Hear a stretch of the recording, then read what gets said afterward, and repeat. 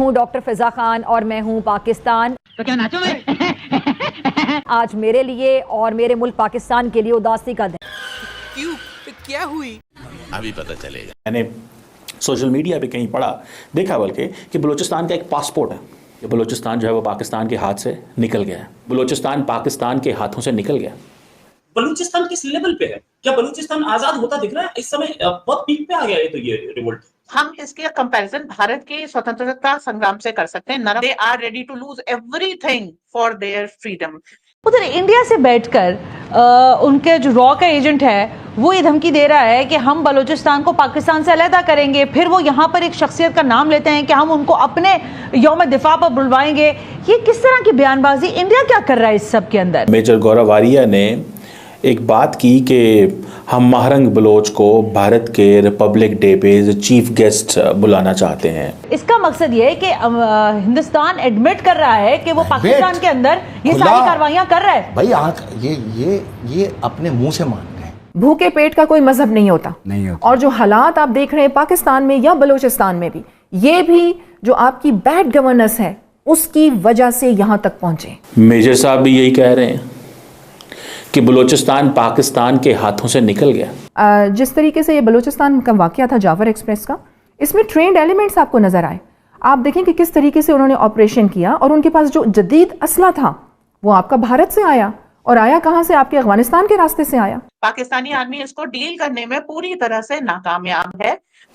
आज जो बुगटी ट्राइब है, बुगटी ट्राइब, उसके सरदार ने, उनका जो स्टेटमेंट आया वो यही कहा कि हम महरंग बलोच के साथ हैं और बलोच यकजहती कौंसिल के साथ हैं, और हम हुकूमत की तमाम जो पॉलिसीज़ हैं उसको रिजेक्ट करते हैं। इंडिया जो है उसकी जानिब से कुछ चीजें सामने आना शुरू हुई हैं। उसके रॉ के एजेंट जो हैं उसका नाम आया सामने गौरव आर्या के नाम से।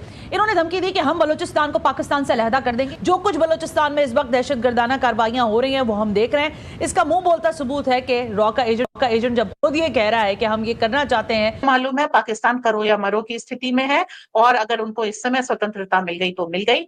तो अगर पाकिस्तान हमला करता है तो बलोच दुगनी चौगनी दसगुनी ताकत से पलट के हमला करेंगे। और बलूचिस्तान जो है वो बशीर ज़ेब और BLA के हाथ में जा चुका हुआ, और इंडियन डीप स्टेट इन चीज़ों को देख रही है। आप समझ लें कि ये इंडिया की बहुत बड़ी कामयाबी है। मैं समझता हूँ इंडिया कामयाब है इसमें।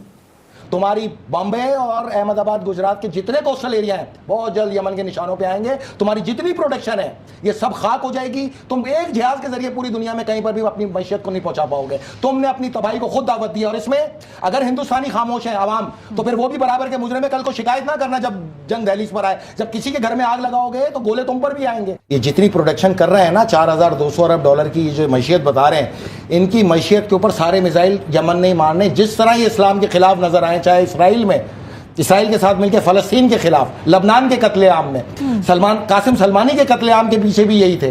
पूरे पाकिस्तान के अंदर ये जितना TTP ने कत्लेआम किया सबके पीछे ये थे। हम we are sick people, realistic नहीं है। और जितनी मुबालगा आमेजी मैंने पाकिस्तानियों में देखी है, I am pretty well travelled, किसी कौम में नहीं, खुदा की कसम। मैंने सोशल मीडिया पे कहीं पढ़ा, देखा बल्कि कि बलूचिस्तान का एक पासपोर्ट है।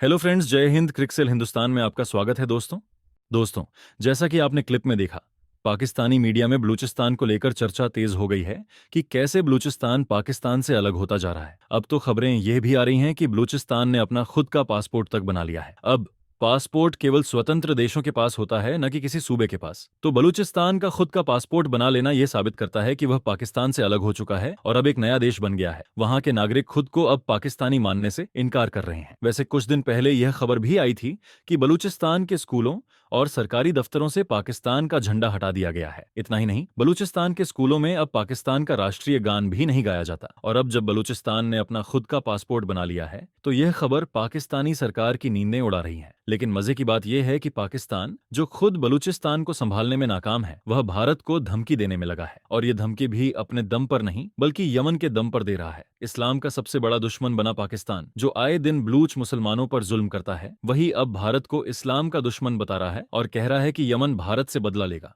हम यहाँ से इनखला करने का मतलब 31 मार्च की हमारी डेडलाइन है अफगानियों के लिए। उधर इंडिया से बैठकर उनके जो रॉ का एजेंट है वो ये धमकी दे रहा है कि हम बलूचिस्तान को पाकिस्तान से अलहदा करेंगे, फिर वो यहाँ पर एक शख्सियत का नाम लेते हैं कि हम उनको अपने यौम दिफा पर बुलवाएंगे। ये किस तरह की बयानबाजी, इंडिया क्या कर रहा है इस सब के अंदर? बेसिकली हम सारे हिंदुस्तानियों को तो नहीं कहेंगे, लेकिन उनकी खामोशी इनके साथ शामिल करती है एक मखसूस माइंडसेट है जो इंतहा पसंद हिंदुओं का है। इसमें फ़ौजी भी हैं, सहाफ़ी भी हैं, जर्नलिस्ट भी हैं, सियासतदान भी हैं, हुक्मरान भी हैं, सारे ही हैं, उसमें ये रॉ भी है। देखिए, मेरे से एक बड़ी अखंड भारत जो मेरी 20वीं रिसर्च सब्जेक्ट था, उसके अंदर मेरे से एक गलती हुई कि मैंने रिसर्च करते हुए उनकी जहनी सूरत हाल के ऊपर रिसर्च नहीं की। तो ये मैं इनसे कहूँगा, आंखें खोलो, असल सूरत हाल को देखो। दुनिया बदल चुकी है, तुम बंद आंखों से नज़ारा कर रहे हो, बलूचिस्तान को अलग करने की बातें करके बंद आंखों से। समझ नहीं आ रही। तुमने पूरे इसराइल की सब मदद की और उन फलस्तीनियों को खुला कत्लेआम किया। इवन कि तुम्हारे हजारों फौजी वहां पर हिजबुल्लाह और हमास के हाथों मारे गए। नहीं, एक मिनट फैसल, मुझे एक बात कहने दे, फिर आप कंप्लीट करें। इसका मकसद ये है कि हिंदुस्तान एडमिट कर रहा है कि वो पाकिस्तान के अंदर ये सारी कार्रवाइयां कर रहा है। भाई ये अपने मुंह से मान गए। पहले तो ये वर्बली बातें थी ना, अब तो ये मुंह से मान गए ना। अब इसके बाद तो आपको किसी सबूत की जरूरत नहीं। मुल्क में जो अलहदगी पसंद है छोड़े इसको, मैं आपको इनका हल देखें। जब इन्होंने इसराइल के अंदर फलस्तीनियों को मारा तो मैंने आपसे कहा था यमन इनके जहाज डुबोए। अब तक 6 जहाज डुबो चुका। मैं आपको गारंटी दे रहा हूँ कि इनके 100% जहाज डुबोएगा आने वाले दिनों में।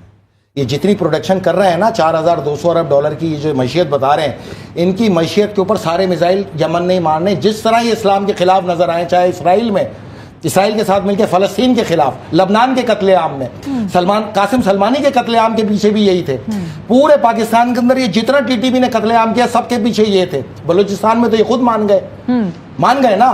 तो इसका मतलब है तुम इस्लाम दुश्मनी तुम्हारी खुल के सामने आई है, पाकिस्तान दुश्मनी नहीं, इस्लाम दुश्मनी।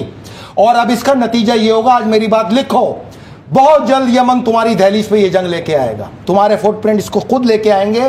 तुम्हारी बॉम्बे और अहमदाबाद, गुजरात के जितने कोस्टल एरिया हैं, बहुत जल्द यमन के निशानों पे आएंगे। तुम्हारी जितनी प्रोडक्शन है ये सब खाक हो जाएगी। तुम एक जहाज के जरिए पूरी दुनिया में कहीं पर भी अपनी मैशियत को नहीं पहुंचा पाओगे। तुमने अपनी तबाही को खुद दावत दी। और इसमें अगर हिंदुस्तानी खामोश है आवाम, तो फिर वो भी बराबर के मुजरिम है। कल को शिकायत ना करना जब जंग दहलीज पर आए। जब किसी के घर में आग लगाओगे तो गोले तुम पर भी आएंगे, हर सूरत आएंगे। हमने 26 नवंबर 2026 का तुम्हें बताया कि तुम्हारी मैशियत तबाह और बर्बाद हो जाएगी। ये हकीकत है। आज से काउंटडाउन शुरू कर लो। तुम्हारी मैशियत को इसी बहरा अरब के अंदर यमन गरक करेगा। रही बात बलूचिस्तान की, तो मैं तुम्हें कहता हूँ, ये बिल्कुल हम मानते हैं तुम्हारा एसेट है, ये BLA, दाइश, ये सब तुम्हारा एसेट है। अब तुमने ये बताना है कि जब हम इनको चुन चुन के मारें तो ये चिता को आग हमने लगानी है या ये लाशें तुम्हें तबरुकन भेज दें ताकि तुम अपने एसेट को खुद आग लगाओ। फैसला करके बता देना, ऐसे ही करेंगे।